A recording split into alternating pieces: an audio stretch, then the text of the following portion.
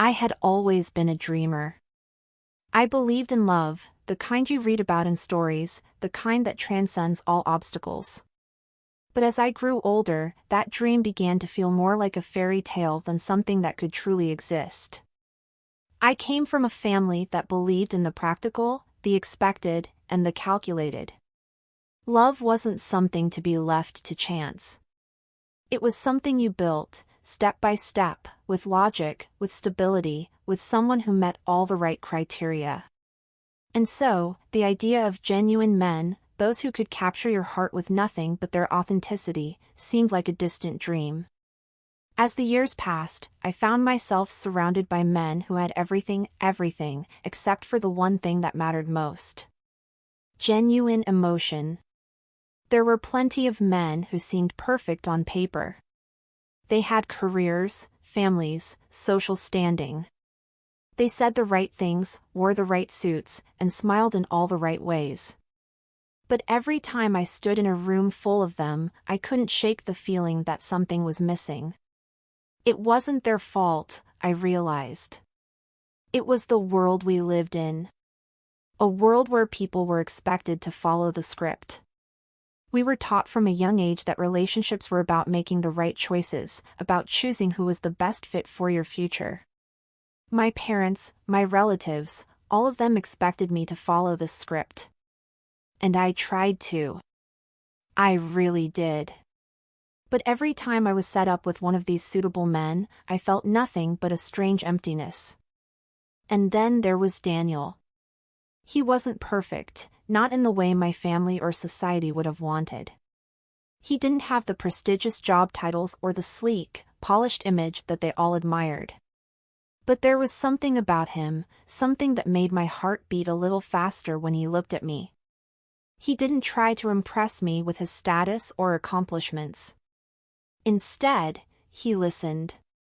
He laughed at the right times, and he was always genuine in his intentions. For the first time, I felt like I had met someone who wasn't just playing the game of life, he was living it. I remember the first time we met, how he smiled when I walked into the room, not with the usual politeness I'd grown used to, but with real warmth, as if he was actually happy to see me. And the conversation that followed, so effortless, as though we had known each other for years, made me realize that this was different. He wasn't trying to sell me a dream. He wasn't trying to be someone he wasn't. He was simply himself. And for someone who had spent her life running away from the shallow expectations of others, that was exactly what I had been looking for. But it wasn't just him. It was the way I felt when I was with him. I felt seen. I felt understood. I felt like I wasn't just another woman on a list of potential matches for the future, I was a person. I began to tell myself that maybe, just maybe, this was the kind of love I had been waiting for. The real kind. The kind that didn't need to be rationalized, that didn't need to fit into a neat little box of what my family expected from me. At first, it seemed too good to be true. My family, of course, didn't approve. They never did. They said Daniel wasn't the right kind of man for me, that he didn't have the background or the status that would make me happy in the long run. They argued that he wasn't what I needed for the future, and that I should be looking for someone who could provide a secure, stable life. I tried to explain that stability wasn't what I was after. It was authenticity, it was connection, it was someone who cared. But they didn't understand. They never understood. My father would make subtle jabs at Daniel's job, questioning his career choices. My mother would make comments about how he wasn't quite the man of the house type, whatever that meant. The constant disapproval from my family began to weigh on me. They would always ask, "Are you sure he's the one? What does he have that makes him so special?" It was always about what Daniel didn't have rather than what he did. But in my heart, I knew I had made the right choice. I didn't need to explain it to anyone. Not anymore. I had chosen him, despite everything, because I believed in the possibility of something real. But in choosing him, I had also chosen to defy the expectations that had been placed on me for my entire life. It wasn't easy, but I was willing to fight for the love I felt, for the man who had shown me that there was still goodness in the world. And as I stood at the altar, preparing to marry Daniel, I realized that I wasn't just committing to him. I was committing to myself, to the belief that love didn't need to be perfect, didn't need to be something calculated. I was choosing a future that might not have been as secure or as predictable as the one my family wanted for me, but it was mine. It was real. But that belief, that hope, was about to be shattered. The years passed by, and for a while, everything seemed to fall into place. Our life together was everything I had hoped for, or so I thought. I woke up every morning beside Daniel, the man who had once made my heart race with a simple glance. There were days filled with laughter, quiet moments of shared understanding, and conversations that went deep into the night. It was everything I had wanted when I made the choice to marry him. At least, that's what I told myself. But somewhere along the way, something shifted. The man I had married, the one I had been so sure would never disappoint me, started to change in ways I couldn't quite place at first. It wasn't one big thing, it was a collection of small moments that slowly, quietly, began to unravel everything I thought I knew. The spark between us, once bright and undeniable, began to fade. Daniel became more distant, though it was hard to pinpoint when the distance first began to form. At first, it seemed harmless. Work pressures. A late night here, a missed dinner there. But then it became a pattern. He would come home late, his mind clearly still occupied by whatever it was he was doing outside of our home. I tried to ignore it, telling myself it was just the demands of his career, the same thing I had heard my family warn me about. They had always said that a man's work could pull him away, that I shouldn't expect a fairy tale every day. And so, I tried to convince myself that it was normal, that things would return to the way they once were. But they didn't. The first time I really started to feel the weight of his absence was on a rainy Thursday evening. We had plans to go out, to reconnect over a simple dinner at our favorite place. I had put on the dress I knew he loved, my hair just the way he liked it, hoping that maybe this would be the night we would find our way back to each other. But when I called him to let him know I was ready, he told me he would be working late again, and that he wasn't sure when he would be home. I felt a lump in my throat as I hung up the phone, staring at my reflection in the mirror. I wanted to tell myself it was okay, that he had a lot on his plate, that this wasn't a sign of anything more than temporary stress. But deep down, I knew I was lying to myself. I spent the evening alone, eating dinner for one, staring out the window as the rain fell outside. The quiet of the house, which had once felt comforting, now felt suffocating. I missed him, I missed us. And yet, he was out there somewhere, doing God knows what, without me. Things didn't get better. They only seemed to get worse. I noticed that when he was home, his mind was elsewhere, his attention constantly divided. The conversations we used to have, the kind that were once so effortless and full of warmth, now felt strained, like we were two strangers trying to piece together a life we no longer understood. I tried to talk to him about it, tried to ask him if something was wrong, but every time I did, he'd brush me off with a vague excuse. Just tired, he'd say. Work is overwhelming. And for a while, I accepted it. After all, we all had our struggles. But with every passing day, the gap between us grew wider. Then, the silence grew louder. I came home one afternoon to find a note on the kitchen counter. It was from Daniel, apologizing for missing another dinner and telling me he'd be staying at the office for the night. He'd left his keys behind, a gesture that seemed too calculated for a man who once showed up at my door with a smile and no reason other than wanting to spend time with me. The note was polite, impersonal, and utterly hollow. There was no warmth in it, no sense of the love that had once filled our home. It was just words on paper. And that was when I began to feel it. The weight of his absence wasn't just physical anymore, it had seeped into the very fabric of our relationship. It was in the way he no longer looked at me the way he once did, the way he no longer touched me with the same tenderness. It was in the way he didn't even seem to care that I noticed. The realization hit me slowly, like a cold breeze creeping through an open window. Daniel had changed. And not in a way that was temporary or forgivable. He had become someone else entirely. Someone who no longer needed me. I had always prided myself on choosing authenticity over societal expectations. I had chosen him because he was real, because he had made me feel like I wasn't just another name on a list of options. I had believed in him, in us. But somewhere along the way, the man I had married had disappeared, replaced by someone who was more interested in his career, his own life, than the woman he had promised to love. And then came the night that would change everything. I had been cleaning up after dinner when I heard voices in the other room. Daniel had come home earlier than usual, and for a fleeting moment, I thought maybe we could finally talk, finally fix what had been broken. But as I listened, I froze. The voice on the phone wasn't his. It was a woman's voice, low and soft, but unmistakable. I couldn't make out the words, but I could hear the tone, the way he spoke to her, the laughter in his voice. It was different from the way he spoke to me, different from the way he had ever spoken to anyone. A rush of panic filled my chest, and before I knew what I was doing, I had moved closer to the door, straining to hear.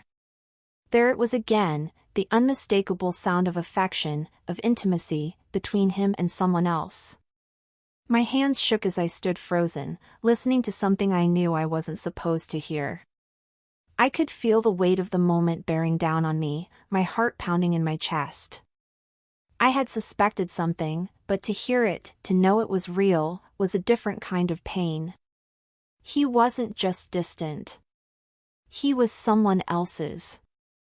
I didn't know how long I stood there, listening to the muffled sounds of his conversation, each word like a dagger to my chest. My mind was racing, trying to process what I had just heard. This couldn't be happening. It just couldn't. But it was. I had heard enough to know that the man I had married was not the man I thought he was. The lies, the deceit, the laughter shared with someone else, it all painted a picture that I couldn't ignore. He had been slipping away from me for months, and I had been too blind to see it. I backed away from the door, my legs weak, as if I had just woken from a bad dream. I needed to think, to gather my thoughts. I moved through the house in a haze, each step heavy, each breath shallow. My fingers fumbled as I grabbed my phone from the kitchen counter, dialing the only person who I thought might understand. My sister, Sarah, answered on the second ring. Emma? What's going on? I need you, I said, my voice barely above a whisper. I think he's having an affair. The silence on the other end felt like an eternity. I could almost hear her processing my words, and then the sharp intake of breath. What? Are you sure? I heard him. I heard him talking to her. I don't know what to do, Sarah. I don't know what's real anymore. She was silent for a moment longer, and then she spoke with a calmness that I didn't feel. I'm coming over. I'll be there in 15 minutes. Don't do anything until I get there, okay? I hung up without saying another word, my hands trembling as I placed the phone down. I sat on the couch, numb, staring at the wall in front of me. I had built my entire life on the belief that love was genuine, that authenticity was everything. I had chosen Daniel because he had been the one who had made me feel alive, who had made me believe that maybe, just maybe, love wasn't a fantasy. And now that belief had been shattered, like glass falling to the floor. It wasn't just about the affair. It was about everything that had led up to it. The distance, the coldness, the growing silence. Daniel hadn't just stopped loving me, he had stopped trying altogether. And in doing so, he had left me feeling like I was nothing more than a placeholder in his life. When Sarah arrived, she didn't say much. She just sat next to me, wrapping her arm around my shoulders as I finally let the tears fall. The weight of everything I had been holding in came crashing down, and for the first time in what felt like forever, I allowed myself to grieve. I cried for the woman I used to be, the woman who believed in love without limits, without conditions. I cried for the future I had envisioned with Daniel, a future that was now slipping through my fingers like sand. "I can't stay with him," I whispered through my tears, feeling the heaviness of the words as they left my mouth. "I can't. I don't know who he is anymore. And I don't know who I am without him." Sarah didn't try to tell me what to do. She just let me cry, let me feel the pain that had been building for so long. When I had finally composed myself, she gently cupped my face in her hands, her gaze soft but firm. "You don't need him, Emma. You never did. You chose him because you believed in something real, something authentic. But this? This isn't love. You deserve better." It was hard to hear, but I knew she was right. I had spent so long convincing myself that love had to come with compromise, that the cracks in our relationship could be fixed. But this wasn't something that could be repaired. He had chosen someone else, and I had to accept that. "I don't know how to move on," I whispered. "You will," Sarah said, her voice steady. "It won't be easy, but you will. And when you do, you'll realize that you're worth more than the lies he fed you." The next few days passed in a blur. I confronted Daniel. He didn't deny the affair, nor did he seem to care that I had discovered it. He apologized in the most empty way possible, saying that he had just fallen out of love. As if that somehow justified everything he had done. I had heard enough. The man I had once loved was gone, and in his place was a stranger who no longer cared about the promises we had made to each other. The final blow came when he told me he had moved in with the woman. There was no shame in his eyes, no remorse, just a coldness that left me feeling like nothing more than a distant memory to him. That was when I knew I couldn't keep pretending. I couldn't stay in a marriage that had already ended without either of us realizing it. I packed my things and moved out. I didn't have a plan, but I knew I couldn't stay in the house that had once been filled with love. The house that had become nothing more than a tomb for our broken dreams. The weeks that followed were hard. I had moments of doubt, moments when I wondered if I had made the right decision. But with each passing day, I felt the weight lifting off my shoulders.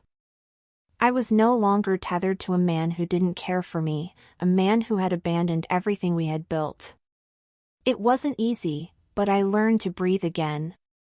Slowly, I began to reclaim parts of myself I had lost in the years I spent trying to fix something that was never meant to be fixed. And in doing so, I discovered that the love I had been searching for wasn't something that could be given to me by someone else.